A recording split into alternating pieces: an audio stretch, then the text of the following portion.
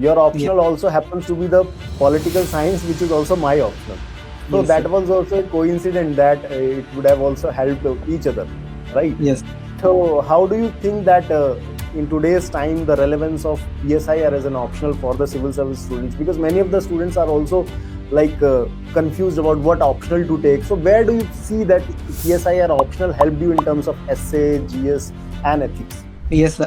Although the scores are not here yet, and I don't know how much I have scored in those optional papers, but still, I think, sir, PSIR as an optional meant that I personally felt that it was not an additional baggage, if I could use the word, in the sense that the preparation for my GS papers and PSIR, much of that was overlapping, the polity part at least. And then with IR, the kind of understanding that we develop through PSIR, that is also Hmm. not only important for GS papers but also I think for essay papers, because Hmm. and giving an international dimension if possible to issues also enhances the essays, in my opinion. And then we talk about thinkers in PSIR and how those thinkers talk about the kind of life that has to be led, and that is important for ethics also.